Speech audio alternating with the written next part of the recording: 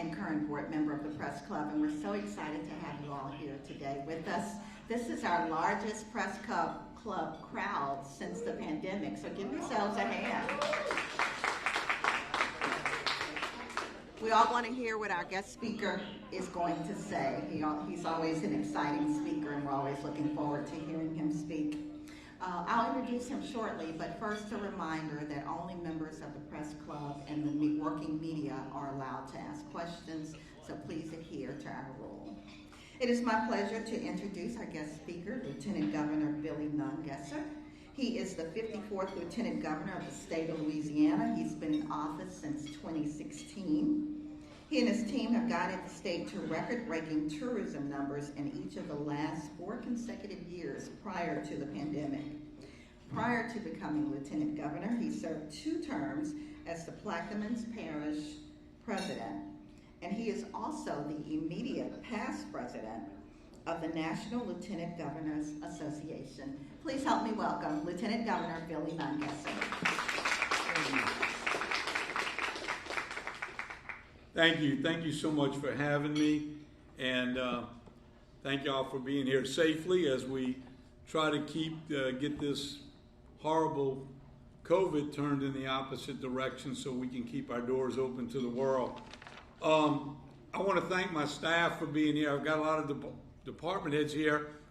Could I ask y'all to stand just so everybody knows who you are? And thank you for the job you do. And thank the Press Club and your team for having me here today. I thought today I would go through, and I think I got a clicker here somewhere. Oh, there it is. Thank you.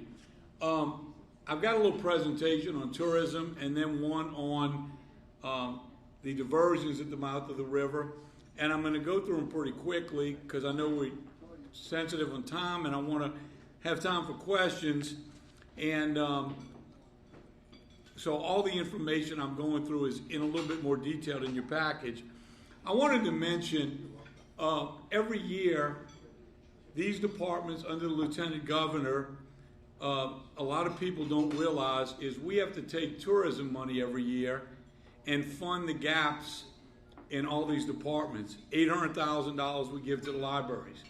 We provide internet service to all the libraries in the state. A lot of those rural communities, that's the only internet those kids have. We provide the services to the blind. How do you not fund those things? So there's no way we cannot give the money to these departments. $1.4 million to keep the museums open, arts and culture, $2 million. All those programs around the state are funded with tourism dollars given to the different departments under the Lieutenant Governor to keep those departments functioning. And until we're back where we can fund those through the state budget, we're going to continue to do that. Now, we did have 4 record-breaking years in a row. 2019, 53.2 million people visited little old Louisiana. They left behind $1.9 billion in taxes. That's over $1,100 per Louisiana family that you and I didn't have to pay.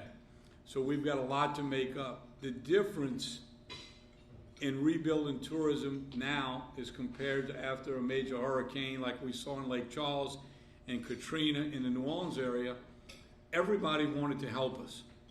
Well, every state has COVID, and every state is ramping up their tourism departments, and the legislature and the governor was kind enough to give us $20 million. It ended up being $17.5 million that we can use to promote every event in the state to try to get back to those record-breaking numbers. One thing that we have really focused on is our state parks. We know from the shutdown that people bought RVs in record numbers. They're doing outdoor things. They're doing the drive market. And so we really want to make sure we're highlighting all the state parks and the improvements we've made. When I took office, Jay Darden told me, you're going to have to close 7 state parks. You don't have the money. Good luck at picking which ones to close. Well, that wasn't an option. We got together. Our local sheriff really helped us clean up a lot of the parks and keep every one of them open. And had it not been for the hurricane and the tornado in North Louisiana, we'd have 4 or 5 making money today for the first time ever. We actually have 2 making money right now. And our goal through our private-public partnership is to have all of our parks making money and not cost any tax dollars. One thing we've done to really help bring people to Louisiana is if you stay 3 nights at a state park, you get the 4th night free. You punch in the code "Welcome Back," and you get 1 day at the beginning and end of your trip. And we're seeing retirees come to Louisiana and take advantage of that at many of the state parks. We've got new cabins going up at many of the parks. And one of the things we're really excited about is the private-public partnership. At Bogachita, we moved the gentleman's horseback riding into the park. We get $2 a half day and $4 a whole day. He charges $30 and $50. Every weekend in Washington Parish, you see horse trailers eating, shopping in that parish because there's horseback riding now in that area of the state. We opened up a mountain bike trail there. First in the state, incredible. One has a 30-foot jump. There's a beginner's trail. I'm going to show you a little video. Last weekend, I think we had over 1,100 people from 7 states. And once again, in Washington Parish, you see cars with the bikes on top enjoying this mountain bike trail. But we also added the glamping to the state parks, another private-public partnership. If you're not sure if you'd like camping, it's a wooden platform with a queen-size bed. The one here on the left is on an island. You got to take a canoe to get to it. Another one, you got to hike 3 miles through the woods. I kind of like the one you can drive right up to and park your car next to it. But another great opportunity. Right now, through the end of, or through October 22nd, we're looking for any ideas, anything you want to do at a state park. But we want to make sure it benefits the community. We won't open a restaurant because we want you to leave the park and go eat at a restaurant. But we want things, zip lines, canoeing, things that will draw people to the community like it's done at Bogachita. Take a look at this little video of this mountain bike trail. It is incredible.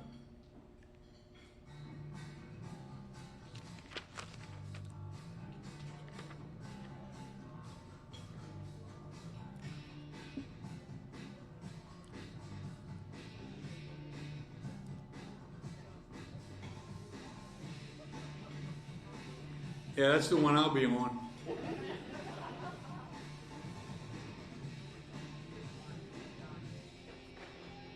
Look at this jump. Yeah. And nobody's broke their arm yet. But that is drawing people from all over the country, filling up the hotels, shopping, spending money. We want to do more of these all over the state. Now, since the beginning of the shutdown, we've been planning opening our doors back up to the world. And we came up with the Sunshine Plan. We see light at the end of the tunnel.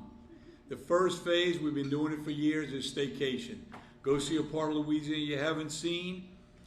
Then the regional trips, the drive market, the 4th night free at our state parks, getting people to drive to Louisiana. The third phase is the fly-in. We just started marketing those cities that have direct flights into Louisiana. And the fourth is the international market. We're not there yet, but we've been doing virtual things with all the marketing people in all the foreign countries. So when they're able to travel, they're hungry for some Louisiana seafood. Now, one thing we know, getting back open is only part of it. We've got to get restaurants, shops, and attractions making money or they won't stay open. So we've been going around the state, filming staycation videos, attractions, shops, because we know in the shutdown, people don't have the money to market. So we're working with the local communities to make sure we're going to continue to do this around the state, and we're pushing them out through social media, helping drive people to every town, city in the state. And we're going to keep doing this until everybody's back making money. I'm going to share you one with you that we did. I'm Lieutenant Governor Billy Nungesser, reminding everyone to get out and see a part of Louisiana you haven't seen before. There's so much to see and do in our great state. But don't take it from me. Take it from these great Louisiana ambassadors. I'd like to invite everyone to come down to Bayou Country. Come see where your seafood comes from. There's plenty to do here year-round. In addition to swamp tours, we have nature trails with abundant wildlife and birding opportunities. You can tour historic homes, choose from our restaurants serving authentic Cajun dishes and all the seafood you can eat. You'll find great tasting food, live music, and unique cultural experiences at our many festivals throughout the year. If you've never been down to Bayou Country, come on down. And if you've been here before, come on back. We'd like to see you again. In terms of the rich cultural heritage that we have down here, I mean, the food is fantastic like anywhere else, and the people are great too. There are things in terms of historic and national treasures that are in and around here that are worth coming to see. The longest road is LA1, and it leads to, the only inhabited island in the state, and that is Grand Isle. But the fishing is, this area in both freshwater and saltwater is some of the best fishing in the nation, and it's bringing people to come down, just not only to fish. There's so many other cultural exhibits that are important that people can and experience down here, in addition to the food and the people, which is great. I welcome you to Terrebonne and Lafourche parishes down here in South Louisiana, where there's a lot to see and a lot to do, like right here at the Regional Military Museum. We also have plenty of swamp tours as well as bayous for kayaking, canoeing, and for those who are looking for something different. We're home to the Folk Life and Heritage Museum in Lockport, as well as the African American Museum in Houma. It's always a perfect time to come down and take your staycation down here in South Louisiana. You see, there's so much to see and do here in our great state. Go to LouisianaIsATrip.com for more information. So as we get people moving around Louisiana, we had done a study last year to look at how do we improve the museum system in the state. And everything indicates that we need 3 museum boards, one in Baton Rouge, one in New Orleans, and one in North Louisiana. And I'm going to encourage the Secretary of State to put his museums in that system. And if we can get a bill passed next year, I'm willing to give up control of the museum director. I think each board should hire their own director, and that'll get more private donors back into supporting the museums. One thing we're not going to wait for that legislation to do the next step, and that is we are going around the state and we're shooting video of every museum. The ones that were given back to local government, the local museums, the private museums, and we bought the name LouisianaMuseum.com.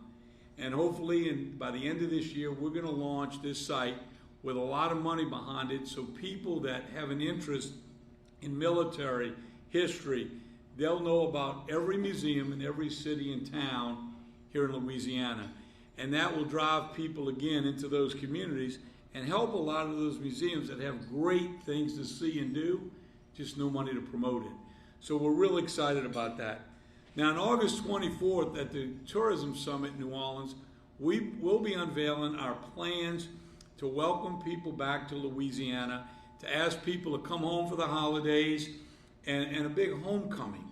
And some of the things that we'll be talking about is we're going to be doing a tailgate at every university in the state and welcome all their alumni back and have a big seafood cookout at that tailgate to make them think about coming back to Louisiana. We're asking all of our Louisianans to invite your family and friends to come home for the holidays. Don't go visit them out of town. We're going to have some really special things for Christmas that you'll be able to do, and for the holidays right here in Louisiana. It'll really help us rebuild our economy and the tourism industry and leave a lot of those tax dollars here that are needed. Another thing that is really going to help us is the riverboats. We're going to see 10 to 15 riverboats in the next 5 to 10 years on the Mississippi River. And unlike the boats that go out to sea, these boats are going to stop in 3, 4, or 5 places in Louisiana, spending money. And for the first time, we're going to be able to take groups to World Heritage Site, Poverty Point. We're going to buy a new tram. They're going to be stopping and busing to Poverty Point. So we'll be getting Viking Cruise Line to have every boat stop there to bring more attention to that World Heritage Site. A great opportunity for us to get these people all up and down the Mississippi River. Now, we've unveiled the Civil Rights Trail to go along with all our trails in Louisiana. 4 years ago, I was at a conference in Arizona and learned that we were the only southern state that didn't have a Civil Rights Trail. We came home and went to work on it. We unveiled the first 3 markers this past year. The 4th marker will be unveiled August 9th here in Baton Rouge. a great opportunity, not only an educational program, but also joining our other southern states for a trail that has really brought millions of people to Mississippi and Alabama. And we're real excited about that. We're making these markers and dedicating them as they're made over the next several years, and we're going to continue to add to that. Now, we talked about the Sunshine Plan, and what better way to roll out that plan to bring people back to Louisiana than with the second most popular song, recognized song in the world, You Are My Sunshine. The governor didn't quite have the voice we were looking for, so we've been partnered with Lauren Daigle for the last 4 years, promoting Louisiana. We now have John Goodman. He doesn't sing quite as good, but he's recorded it at no charge to us to put radio spots out. And now we have American Idol Lane Hardy doing fishing videos to promote. I'm going to close this section with the video of Lauren Daigle and the great outdoors in Louisiana. And this video never gets old to me.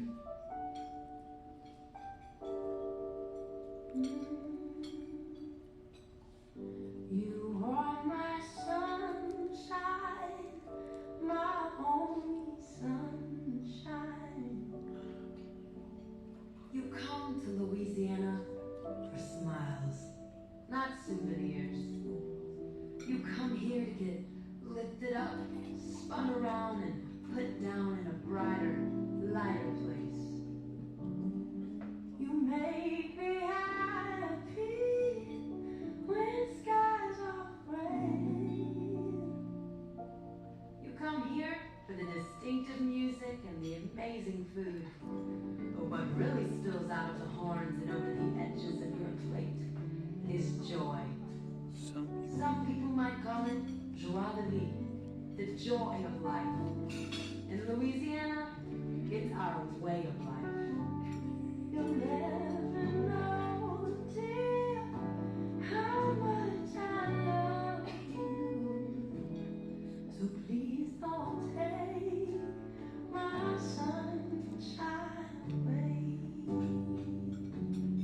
So come live life to the fullest, where there's an abundance of good food, good music, and good times.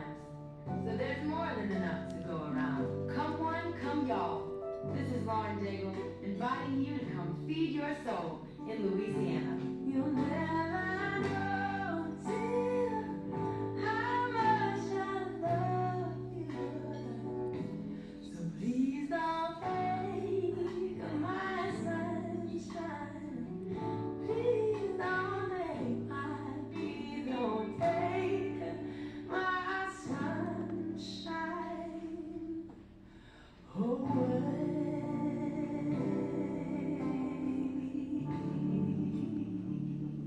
That never gets old. I love that video. So, I know I'm going through this pretty quickly. There's a jump drive on your bag that has everything in this presentation in it, as well as a hard copy.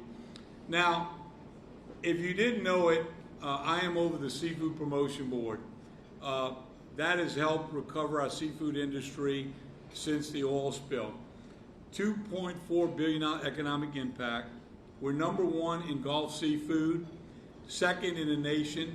We just got back from Alaska. We're working on an inspection fee so we can inspect more imported seafood, and asking Congress to add 5 or 10 cents a pound so it'll give us a little better playing field, but also to get that inspection, we only inspect about 2%. This is one of the reasons that I'm so passionately outspoken against the diversion. Now, when I was parish president, I was against it because it wouldn't build any land in our lifetime. And it can't build land above the water line. It's impossible. So it's not going to lower storm surge. But about 6 months ago, when I saw TV ads and commercials and newspaper ads, why we have to build this diversion, we've never advertised for a coastal project before. Something told me I need to dig a little deeper. So I went to Mississippi, where they train the dolphins for the military. If you ever get a chance to go to that research center, it's incredible. And Dr. Sanji told me if they build a diversion, we'll kill 75% of the dolphins. And a lot of other things. Well, I came back and met with CPRA. Is that true? Well, we don't think it'll kill more than 35%. You don't think. And then I asked him, is it true at 11 o'clock on Friday night, when we know Congress does the things they don't want you to know because you're not watching, you're out having dinner, that we changed the Marine Mammal Act? Instead of studying the effects that this diversion will have on the sea life, we're going to monitor for 5 years after we spend over $2 billion. And I was told if we do the study, we may not be able to build it. Well, maybe we should. Now, this thing started out at $1 billion. Now I think it's up to $2.6 billion, and they keep saying the projections are going down. Now, listen, I understand that they get paid a lot of money to be for this thing. People that aren't getting paid are in Mississippi. They've already filed suit to stop it. You see, it's not a freshwater diversion. It is a polluted river diversion. The second most polluted river in the country. That's what Dr. Sanji said will be the dead zone both sides of the river. Maybe I'm wrong. Maybe he's wrong. Wouldn't you want to do the full impact prior to spending would anybody in this room spend $2 billion and monitor it for 5 years and pray it doesn't destroy our seafood industry? What are we doing? Now, last year we had the largest dead zone ever in the Gulf of Mexico. That's not in their ads. Offshore, storm surge moves that water 10 to 15 feet every day. It's less than 2 feet in the Barataria Basin. So that stuff that killed the dead zone in the Gulf is going to be dumped there, has no movement, and we're hoping it doesn't kill everything. I just can't understand why more people are not outraged. And I'll tell you, they'll tell you dolphins will swim away from it. Dolphins are territorial. Smartest animal in the Gulf. The reason they have those sores all over their body, they die a horrible death. They stay home, they're territorial, and they can't understand what's killing them. And I don't know if you saw the article lately about the young lady that lost a job at Wildlife and Fishery, because she let us know that in 2018, when they opened the spillway, weeks before, Wildlife and Fishery canceled their agreement with NOAA to rescue dolphins. Why? Well, they didn't want you to know when they opened that spillway, it killed 337 dolphins. That's not in their head either.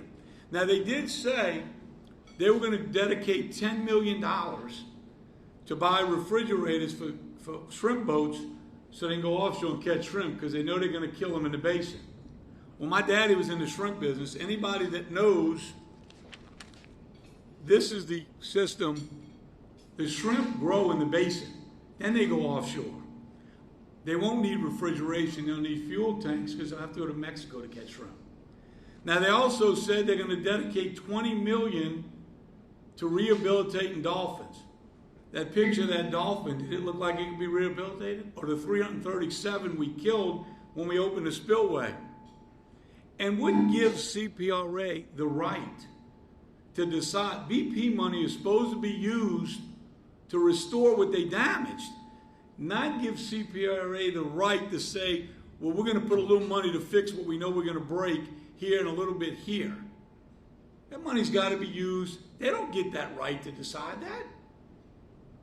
Way too much money dumped into a pot of money with not the right vision to do the right thing. Now, many people will tell you, well, we got to do something. When I was parish president, we designed a plan in Plaquemine. Actually, I ran for parish president because I wrote out Katrina. I saw no elected officials. And then after I won, I said, what the hell am I going to do now? Well, Earl Armstrong took me out in the mouth of the river, an old Tom who grew up down there. And he pointed to a ridge at South Pass. And he said, Billy, the only cattle I had down here to survive Katrina were on that ridge. I said, so what? He said it was pumped before Betsy. take me in. I know what we got to do. Now, the first thing we did is look at all of the plans that the coastal had for Plaquemines Parish. It was over $1 billion. None of it was funded. But I went to Vicksburg and signed an agreement with the Corps of Engineers to help me figure out a way to save Plaquemines Parish. Paid them a couple $100,000. The first storm surge map we ran showed if all that was in place, it wouldn't lower storm surge a foot. Well, that's no good. We got to protect the people. So we started running models, and we showed that berms, ridges, and these are natural ridges out from the levees in Plaquemines. I know it's a little crowded, but we went out and tested that sustainable ridges that would hold 6 to 8 foot elevation for a long period of time to know where to put these ridges. Now, I'm going to tell you, we never admit when we make mistakes. That was a project that was finished after I took office, $22 million. CPRA's out there showing what a great job they did. I went out 6 months later, that's what it looked like. Gone. Gone. We keep doing coastal projects that wash away, and there was no hurricane. What are we doing? Because the consultants and engineers keep making money, and they keep throwing it away. We need to admit when we make mistakes. This is a ridge, forested ridge, that the lady at the Corps called scary good because it lowers storm surge 8 to 1 over a mile of marsh grass. Certified by the Corps of Engineers. That's what it looks like, the levee to the far left, 1,000-foot berm with a forested ridge. Certified to lower storm surge 5 feet. Now, for me to use tax dollars as parish president, I had to get FEMA to recognize it as flood protection. That wasn't so easy. 2 years of fighting in Washington, finally, Craig Fugate wrote a letter to Congress, said we will now recognize things other than levees and flood walls, if it's certified. So when we build those berms behind Plaquemines Parish, lower storm surge 5 feet, the levee becomes 100-year protection without touching the levee. Only time as parish president, 8 years, I got 9 votes on the council to bond out $50 million to get started. Unfortunately, I left office before we got the permits, and the parish used the money on other things. Shame on them. Now, if you remember back in the oil spill, I was on TV pretty upset. Well, on one trip to Grand Isle, I wasn't invited. When I called the White House, they said the airspace is closed, you couldn't get there if you tried. We went across the marsh in a boat. When we got to the meeting, the president said, you look pretty upset, and you've been pretty tough on TV at night. Well, we got him to agree at that meeting to send people back to Louisiana to hear our plan to build a berm to keep the oil out the marsh. Lake Pontchartrain Basin Foundation said our plan was going to destroy the Gulf. Would never work. We knew we could pick oil up off the sand, but not out the marsh. That's a picture of it working, catching the oil before. President did approve it. Now, 6 months after the oil spill, the Lake Pontchartrain Basin changed their mind. The silver lining to the oil spill were the berms built to keep the oil out the marsh. It was so successful, they had bumper stickers, Bilderberry Islands. Dredge Magazine says, finally a plan that can save the coast. So why aren't we doing it? Why aren't we pumping that river sediment and save the coast in our lifetime? You see, we don't need a 50-year plan. In 50 years, we're going to be having the Grand Isle Fishing Rodeo right here in Baton Rouge. We better have a 5-year plan and lower storm surge to this coast in our lifetime. Whether you believe climate change or not, sea rise is rising, the wall around New Orleans is sinking. Worse than Katrina. If FEMA comes in 10 years and says, hey, you don't have 100-year protection no more, you got to raise that wall 3 feet, where do we get the billions? We built a berm that lower storm surge 5 feet. We just bought an extra 50 years. And back when Bobby Jindal was governor, I went out on every dredge. And I found out we go out and do 6-month jobs. If we leased a dredge for 5 years, we could cut the cost of coastal restoration in half. Now we have a $50 billion plan, and we got about $25 billion with our money and BP's money. So if we cut it in half, we could save our coast. Lease a dredge for 5 years. The only difference is some coon ass down the bayou for a 5-year contract will bid on it and bring the price down. You can't build a dredge for a 6-month contract.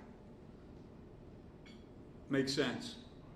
We've got to quit letting money decide our coastal restoration plan. Follow the money. Who's making all the money?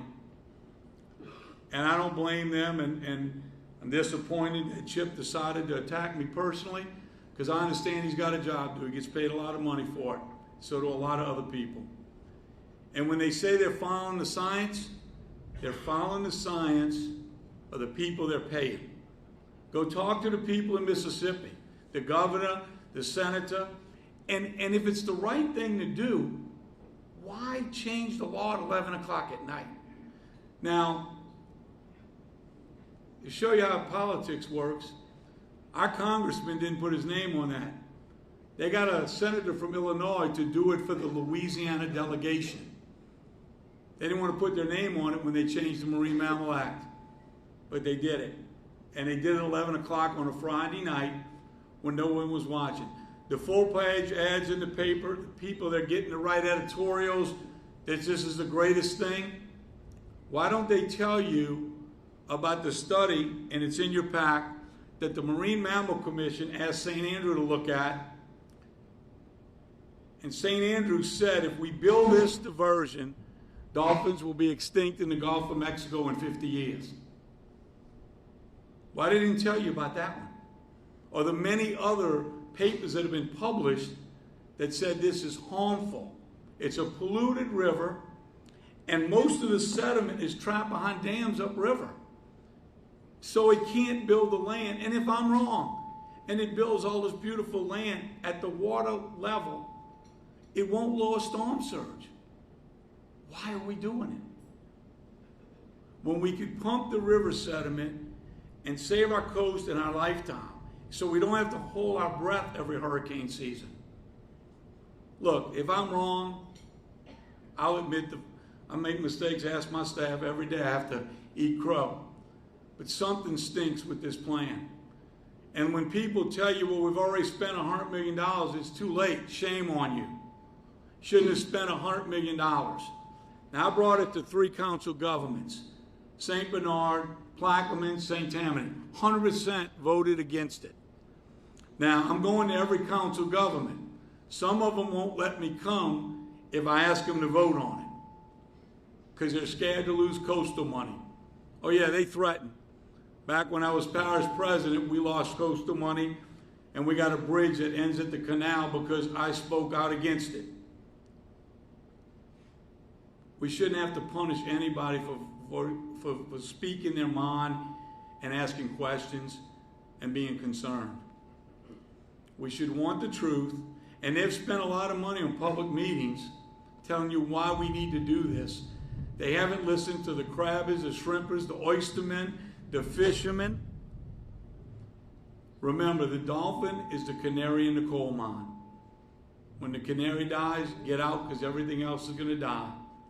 When we kill those dolphins, we can forget the fishing, the oysters, the shrimp.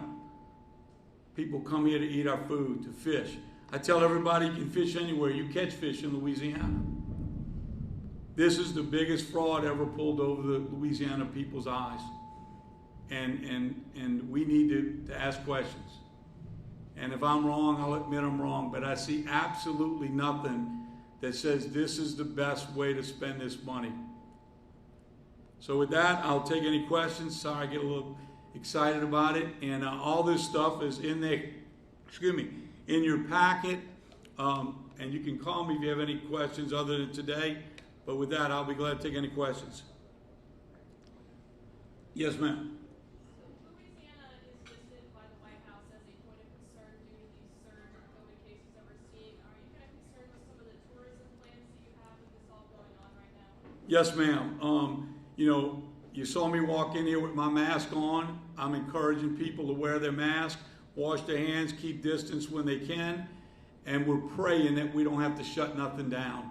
because not only with the plans we have for tourism, Jazz Fest, all the festivals that have invested so much around this state, I can't imagine if we'd have to have another shutdown, what it would do to these businesses. So I'm wearing my mask. I ask people to wear their mask and be safe, and let's turn this thing around, because if we don't, I don't even want to think about us having to cancel as we're just coming out of this with great plans for our future. So it scares me. Yes, ma'am. And a follow-up to that, in other states, some of the larger events are requiring proof of vaccination to get in. What are your thoughts on maybe Louisiana events doing that? I know some of the restaurants have said that, and I'm gonna leave that to the governor. He's got the experts consulting with him. I haven't even thought about that. I think anything that makes these things safe and we can turn this curve around is so important to keeping us from any further shutdowns, because that would, like I said, would be devastating. Yes, sir. Does our kit contain a list of people that are on your bandwagon and put on the news and interview that are professionals in the business? Yes, I think the lady that got let go from Wildlife Fisheries in there, she's fighting to get her job back right now. And let me tell you, that young lady worked with me rescuing dolphins, turtles, pelicans, late into the night during the oil spill, and was there day and night, and has a love for this coast and Louisiana. And the fact that she would lose her job because of just, you know, the fact that Wildlife Fishery canceled their agreement with NOAA, which no one can understand why they did that. They just didn't want you to know how many dolphins were being killed when we opened the spillway. It's the only thing I can figure. Yes? Specifically, what entities are contributing to this diversion project? Well, CPRA is the lead. And there's been a lot of money given out to different organizations that have given it to organizations that I feel should be against it. When I called the lady, the head of the Lake Pontchartrain Basin Foundation, I said, how can you be for this? We've got to do something. I didn't ask you that. How can you be for this? We've got to do something. And the third question, have you gotten any funding? And she didn't want to answer that. So you'll see the 4 people in the full-page ads, and then that young lady writes an editor page and uses the president of the Shrimp Association on his shrimp boat in a picture with her editorial, insinuating the guy that's going to lose his livelihood is for this. He was outraged and I'm outraged. Why would you do that? And look, I told the mayor of New Orleans, you wrote that letter supporting it. Shame on you. You should be more concerned if we don't lower storm surge to the city of New Orleans, that wall's sinking, sea rise is rising, you lose 100-year protection. Where's everybody going to go? We need a plan now. Yes, ma'am.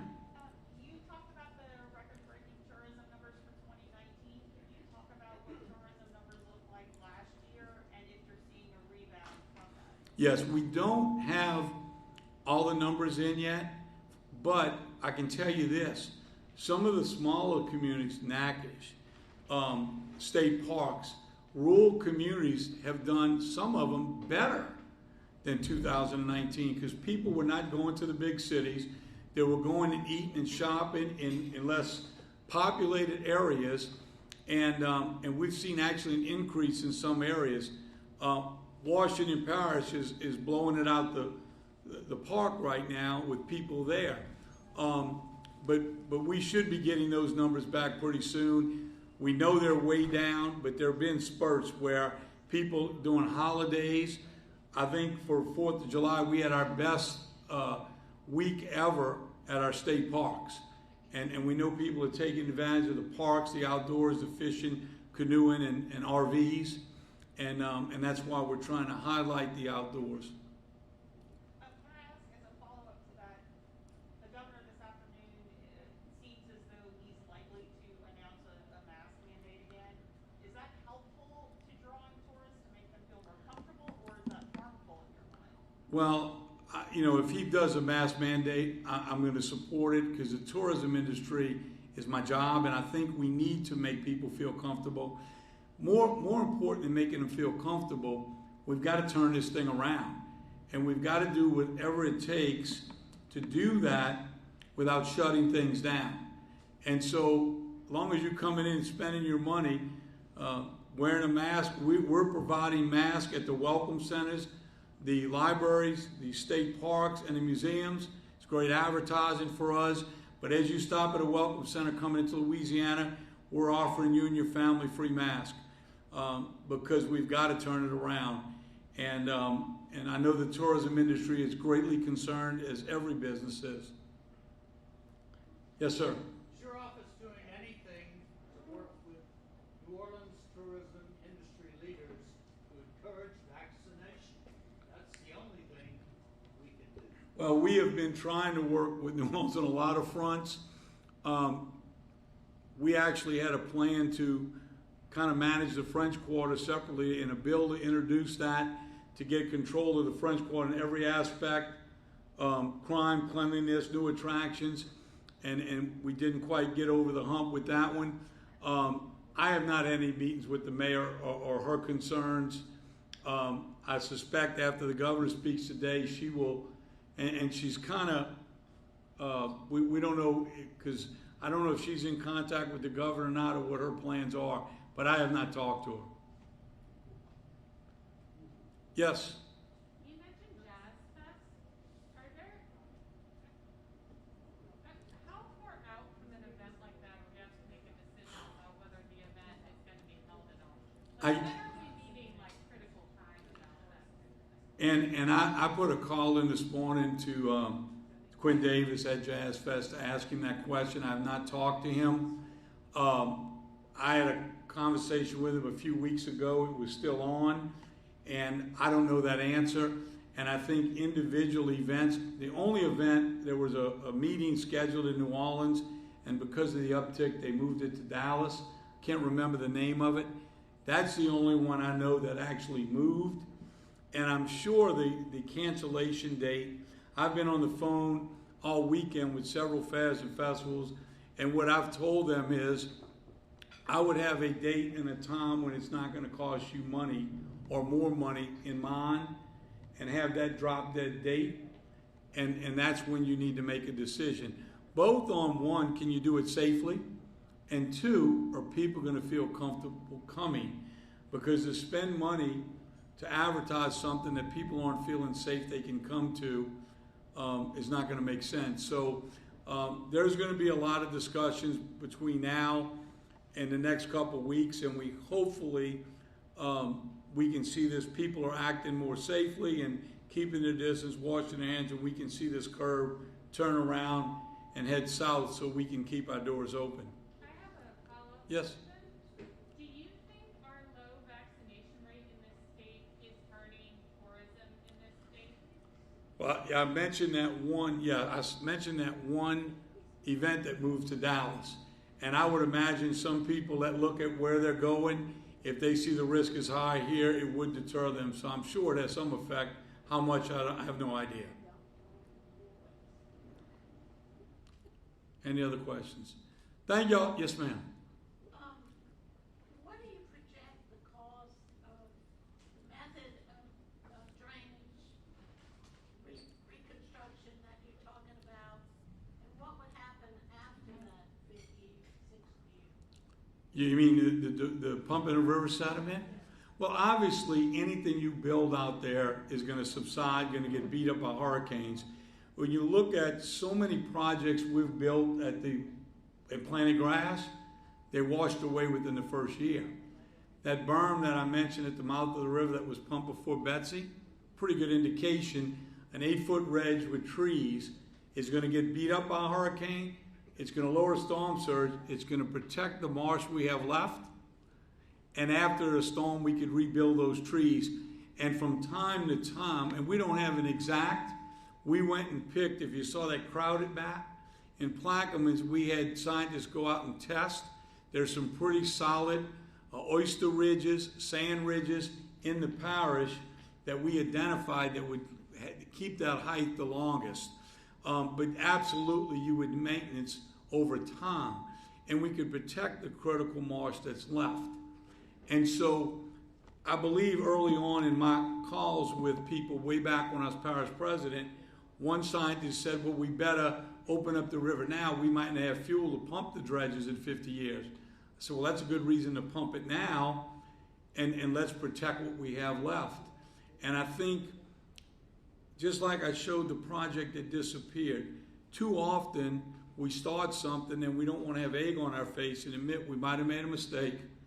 But you remember, this diversion started out, it was going to do a lot more than it's projected to do now, and it was going to cost at most $1 billion. Now I think it's up to $2.6 billion. It's not going to do as much as they originally said. You know, the data I looked at, the amount of sediment that's free flowing down the river, you take a 2-liter bottle of Coke, fill it with water, take 2 grams of sand, put it in there. When they show you these pictures at Mardi Gras Pass, the land that was built, it wasn't built from sediment. It was built because the river was high and it blew out that levee, and it's pulling a lot of sediment off the river Batcher that normally wouldn't be going down the river. So in the unusual high river, that additional sediment is coming off the Batcher, and where areas where it broke through the levee south on the east bank of Plaquemines, and it's an 80-foot hole now there. That sediment is what's been deposited in the marsh. It's not new sediment coming down the river. Go up the river, all the dams upriver, they have to dredge out behind those dams because all the sediment is trapped. And so we need to look at exactly what it's going to do and the benefits versus what harm it's going to cause. You know, the one industry we got and we can really grow is our seafood industry. Imagine if we took that out of Barry Island and we built all the islands that were there once from there all the way in, and we tripled the amount of seed grounds for oysters. We'd be creating a lot of business, a lot more seafood. It's one industry we can nourish and grow and protect, and we're about to destroy it. Thank you all so much for having me.